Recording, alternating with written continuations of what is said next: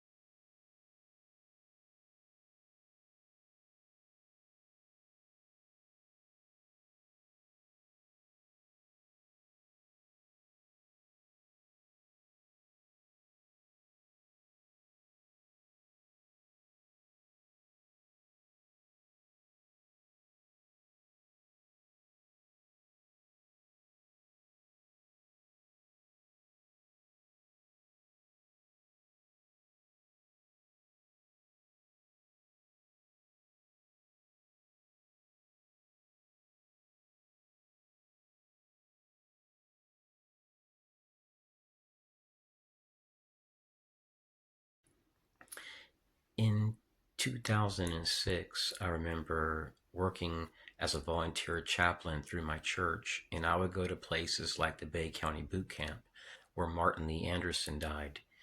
A matter of fact, I was the last person to preach there that week before Martin Lee Anderson had died. He was beaten by the sheriffs there because he could no longer run. They were pushing him to his limit and he was just exhausted. So I remember at the end of the sermon telling the kids that week that I knew they were being beaten up, but I told them be respectful and just stay prayed up. And then days later, this kid was beaten and transported to the hospital like 3 miles away.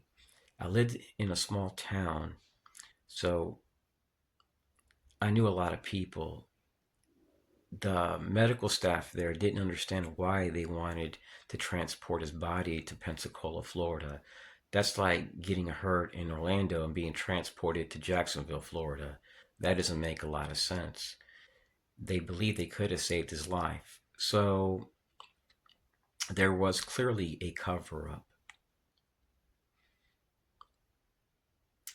I started a peaceful protest. My tires were slashed that night, and I spent 2 weeks setting it up. And I donated a lot to the church. I went to funerals. I supported a lot of people, and not one person came to that peaceful protest that I had set up. I even had the news team out there, and they circled around. This ambulance circled around us nonstop. They drove right to where I was at, put on the sirens, and drove around in circles to intimidate us. There was clearly a cover up.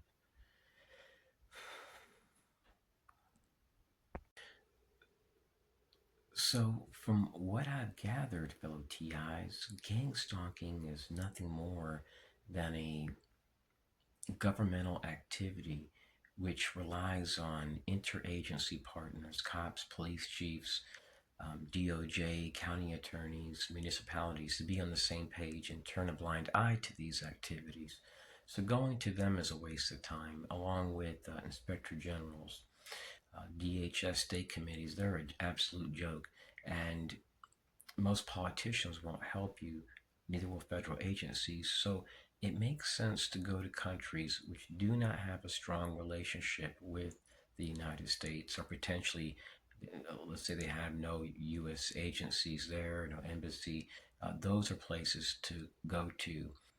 I'm not anti government, I'm not anti law enforcement, but when I look at how these back doors can be utilized for targeting in every single city in America, in pretty much every town, it's very clear that false flags are engineered.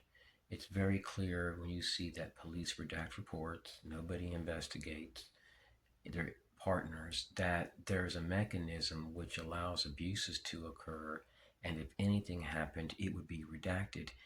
That's the reason why I shared that information about Martin Lee Anderson, because if they would do that to him, what wouldn't they not do?